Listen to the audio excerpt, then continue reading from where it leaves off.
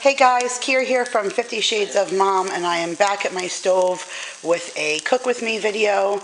Hollering out to Gina again. She asked me to do another cook with me. She said she likes to try out new recipes, and I figured with Jen here and me making penne alla vodka being the staple that I would film this today. So I just have my pot right now with boiling water. I normally only make a pound of pasta, but with Jen and Dan here, I'm going to do a pound and a half, but there's always extra sauce, so I just won't have any leftover sauce. This time this should just cover all of us. And then this is just another pot that I've kept low until I was ready to turn the camera on, but there is a couple of teaspoons of olive oil, just enough to coat the bottom of the pan, and now we're just going to sweat some of our vegetables in here. So I will put the recipe in the drop box down below, and I'll attach the meal plan video as well down there if you guys didn't see it. But this is 3 cloves of garlic,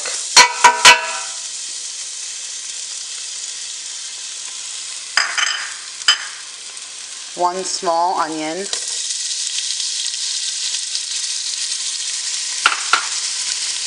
and this is like a 1/4 pound of prosciutto. Now, if you guys have seen my BJ's videos, I've showed you that I get like a huge block, and then I ask them to like cut on a setting of 4, which gets me like this big huge piece, and then I usually just cut it in half and dice it up for 2 separate meals. So usually 1 good chunk is about a 1/2 pound, so that's why I said roughly about a 1/4 pound.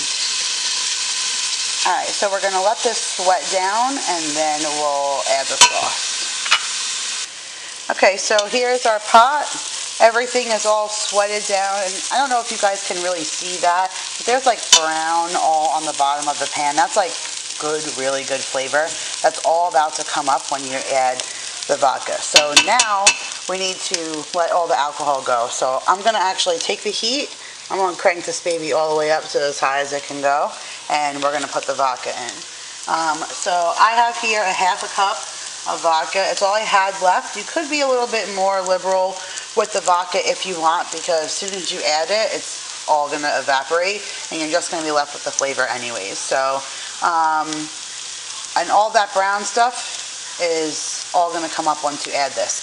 Some people like to add flame to it. Paul is neurotic for setting this on fire, like chefs out of some Culinary Institute of America. I don't need to do that. I just put it in. Now it's going to sizzle, okay?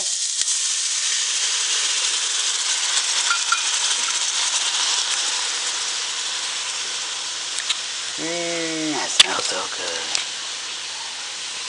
Alright, so there it goes, and like you can see, like now there's no brown left at the bottom of the pan because that really hot vodka just took all the flavor off the bottom. So now you're just going to let this go a little bit until most of that liquid is gone, because you want to get all the alcohol and the vodka out and just leave with that flavor. And now our pot over here is boiling. I added a bunch of salt to this. Like this shaker was probably up to here. So I dumped that amount of salt in. If you think that's crazy, ask Amber L from the Food Network. She is the first person to say that the water needs to taste like the sea, or your pasta is not going to taste like anything. So always make sure to salt your water really good. So I'm pouring in 1 box. I just got the rigatoni, which is the smaller version of penne, which I happen to like. So that's 1 box going in. Let me just make sure we're not sticking over here. No, still good, and still a little bit of liquid. So let me come back and add this other 1/2 box of pasta.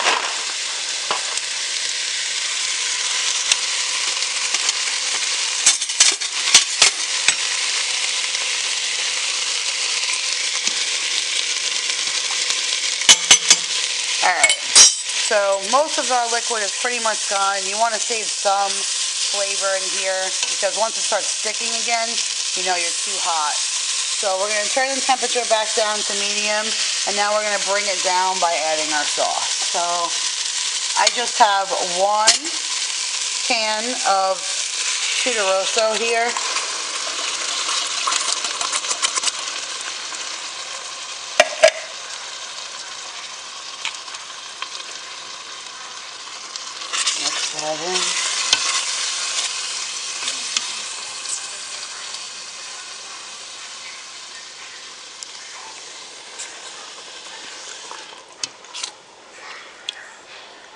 Alright, so once I get the sauce in, I really start adding just some of my herbs so that everything can simmer at the same time. So I'm going to give a good dose of salt to this. Not too much because you're going to add parm cheese, which generally is salty as well. Good amount of pepper. Sometimes I add garlic and onions, sometimes I don't. It depends how fragrant and fresh that the regular vegetables smell, which my whole house smells like the onions and garlic that I cut, so I really don't think that it needs it. But if you have, you know, one that doesn't really have good aroma, then you always can just add a little bit. That's up to you. Okay, so now while it's like this, I'm going to add that parm cheese in, which is a little over a half a cup, not quite 3/4.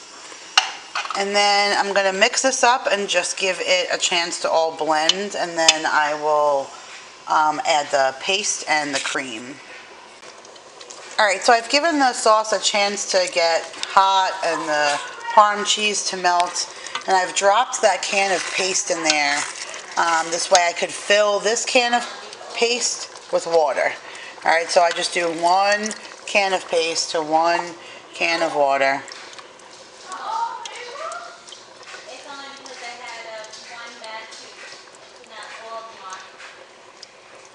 And you're going to let that mix through. It usually takes a good like 2 to 3 minutes to have paste kind of dissipate through the pot. Just got to keep giving it a good stir. Alright, I'm going to turn the heat up here, make sure we're on medium, and then I'm putting in here 1.5 cups of heavy cream. Now, I separated it because I like to work my cream in slowly. I don't know, it reminds me, this dog, it reminds me of making like tomato soup when I was a little kid. I always was told by my mom to like add the can of milk nice and slow. So like you can see, just work it in.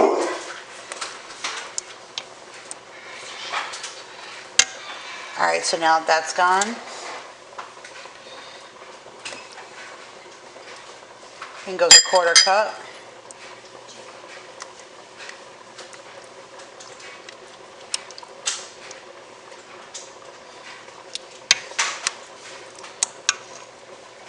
And in goes the final cup, 1/4 cup.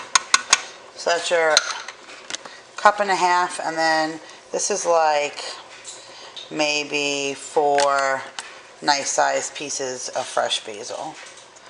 And now I'm just gonna, this is it, is done. Technically it's cooked, but I usually like to leave it on the stove for like 10 minutes more on a nice medium to low heat. Let all the flavor come through. The pasta's ready, so I'm going to pull this pasta off and then I'll come back and show you guys what the finished plate looks like.